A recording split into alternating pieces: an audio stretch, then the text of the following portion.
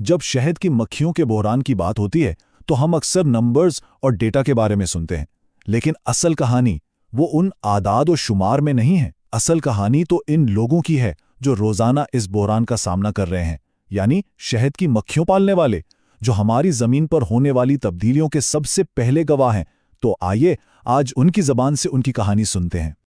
शहद की मक्खियां कोयले की कान में कैनरी की तरह हैं। सैन फ्रांसिस्को की एक बी कीपर टेरी ऑक्सफोर्ड का ये जुमला बहुत गहरा है। देखिए, पुराने वक्तों में कानकुन अपने साथ कैनरी परिंदे लेकर जाते थे। अगर कान में कोई जहरीली गैस होती तो वो परिंदा सबसे पहले मर जाता, जो कानकुनों के लिए एक वार्निंग होती थी। आज शहद की मक्खियों की हालत बिल्कुल वही वार्निंग दे रही है, हमारे पूरे स्यारे की सेहत के बारे में। इनकी ये खामोश जद्दोजहद असल में एक बहुत बड़ा अलार्म है। 48%। जरा इस नंबर पर गौर करें, ये कोई मामूली स्टैटिस्टिक नहीं है। ये अमेरिका में सिर्फ 1 साल के अंदर खत्म होने वाली शहद की मक्खियों की कॉलोनियों की तादाद है। और सोचें, हर 1% के पीछे एक खानदान की रोजी रोटी है, उनकी सालों की मेहनत है, और वो जज्बाती दुख है जो उन्हें अपनी मक्खियों को खोने पर होता है। ये एक खामोश बहरान है जिसकी गूंज पूरी दुनिया में महसूस की जा रही है। तो चले इन नंबर से आगे बढ़ते हैं और असल कहानियों की दुनिया में दाखिल होते हैं। हम दुनिया भर से 4 अलग अलग तरह के बी कीपर्स से मिलने वाले हैं। हर एक की अपनी एक अलग दुनिया है, अपने मसाइल हैं और अपनी समझ है। तो सबसे पहले मिलते हैं इंडस्ट्रियल स्टीवर्ड से, यानी तिजारती पैमाने पर शहद की मक्खियां पालने वाले से। इनको सिर्फ एक किसान समझने की गलती ना कीजिएगा, ये तो हमारे पूरे ज़िरई निज़ाम की रीढ़ की हड्डी हैं। एक तरह से ये बहुत बड़े लॉजिस्टिक्स ऑपरेशन के मैनेजर हैं, और सच पूछें तो इनके बगैर शायद हमारी प्लेटों में आधा खाना भी ना हो। और इनकी जिंदगी बिल्कुल भी आसान नहीं है। जरा तसव्वुर करें, रात के अंधेरे में हजारों मक्खियों के छत्तों को ट्रकों पर लादना और फिर सैकड़ों मील का सफर करना। क्यों? ताकि बादाम, ब्लूबेरी या सेब के बागात में ठीक फूल खिलने के वक्त पर पहुंच सकें। ये सिर्फ सख्त जिस्मानी मेहनत नहीं, ये तो एक पूरी साइंस है जहां सालों का तजर्बा भी काम आता है और जदीद जीपीएस टेक्नोलॉजी भी। और इस सब के साथ कीड़ों से और मार्केट के उतार चढ़ाव से एक ना खत्म होने वाली जंग। और इन तमाम मुश्किलात में एक दुश्मन ऐसा है जो सबसे बड़ा है। उसका नाम है वरवा माइट।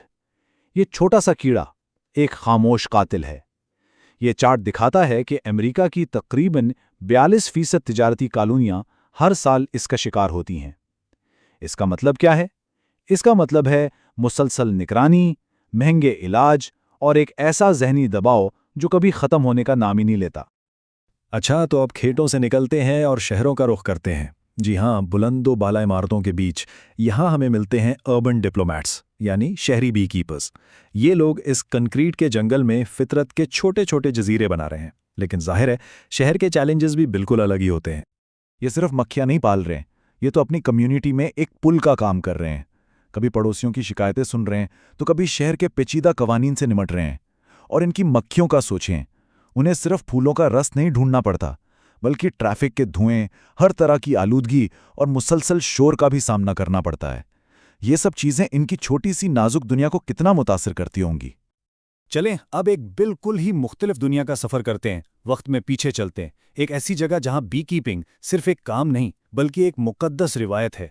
हम बात कर रहे हैं मेक्सिको के जंगलात की, जहां कदीम माया तहजीब का स्टिंगलेस बीज यानी बगैर डंक वाली मक्खियों के साथ एक गहरा रूहानी रिश्ता था, और ये रिश्ता आज भी किसी न किसी शक्ल में जिंदा है। इनकी जुबान में कुछ खास अल्फाज हैं, जैसे शुनन खैब, जिसका मतलब है शाही खातून मक्खी। वो इस मक्खी को मुक़द्दस मानते थे। फिर हैं ग्योबोनेज, ये वो खोखले दरख्तों के तने हैं जिनमें ये मक्खियां सदियों से पाली जा रही हैं।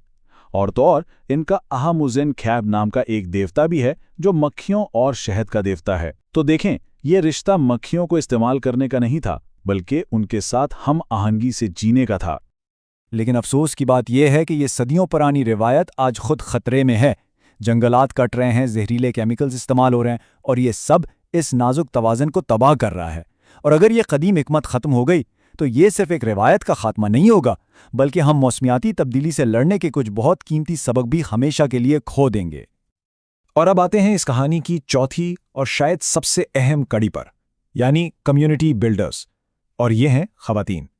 पूरी दुनिया में ख़वातीन अब बी कीपिंग में आगे आ रही हैं, और वो सिर्फ मक्खियां नहीं पाल रही, वो समाजी जंजीरों को तोड़ रही हैं और अपने पूरे मुआशरे में माशी और माहौलियाती तब्दीली की बुनियाद रख रही हैं। ये चार्ट सिर्फ कुछ लकीरें नहीं हैं, ये एक इनकलाब की कहानी है। युगांडा और घाना जैसी जगहों पर जब खवातीन ने ये काम शुरू किया तो उनके घर की आमदनी में 40% का इजाफा देखा गया। 40%। और ये वो पैसा है जो सीधा बच्चों की तालीम पर, खानदान की सेहत पर और एक बेहतर कल पर लगता है। लेकिन बात सिर्फ पैसे की भी नहीं है। इंडिया में ये देखा गया कि जिन इलाकों में खवातीन ने बीकीपिंग शुरू की, वहां फसलों की पैदावार 20 से 40% तक बढ़ गई। तो ये सिर्फ शहद नहीं बना रही, ये मकामी बायोडायवर्सिटी की मुहाफिज बन रही हैं और अपनी कम्युनिटी को मजबूत कर रही हैं। और ये सब कुछ वो इन तमाम समाजी मुश्किलात के बावजूद कर रही हैं जिनका उन्हें सामना है। तो अब तक हमने 4 बिल्कुल मुख्तलिफ दुनियाओं को देखा, एक सन्नती, एक शहरी, एक कदीम रिवायती और एक कम्युनिटी पर मबनी। सब कितने अलग हैं ना, लेकिन इन सबको एक चीज़ आपस में जोड़ती है, और वो है एक मुश्तरका जिद्दोजहद, एक गहरा दुख जिसे अक्सर द बी कीपर्स लमेंट या शहद की मक्खी पालने वाले का अफसोस कहा जाता है। ये टेबल इस दुख की एक झलक दिखाती है। सोचें, एक तरफ तो मार्केट में सस्ते और मिलावटी शहद से मुकाबला करना पड़ता है, दूसरी तरफ हर साल अपनी 40% से ज़्यादा मक्खियों को अपनी आंखों के सामने मरता हुआ देखना, और फिर नई कॉलोनियां खरीदने पर भारी रकम खर्च करना, और इन सब के ऊपर से कीड़े मार दवाइयों और मौसम की तब्दीली का खतरा हर वक्त सर पर मंडलाता रहता है। ये सिर्फ पैसे का नुकसान नहीं है, एक बहुत गहरा जज्बाती सदमा है। तो सवाल यह है कि इस मायूसी में उम्मीद की किरण कहाँ है, आगे का रास्ता क्या है? और अच्छी बात यह है कि इसका जवाब कहीं और नहीं बल्कि खुद उन्हीं बी कीपर्स की कहानियों और उनके तजुर्बे में छुपा है। तो हमें करना क्या होगा? हमें एक जामे प्लान की ज़रूरत है। हमें रिवायती इल्म को जदीद साइंसी तहकीक के साथ मिलाना होगा। फेयर ट्रेड जैसे सर्टिफिकेशन लाने होंगे ताकि मिलावट को रोका जा सके और मेहनत का सही मुआवजा मिले।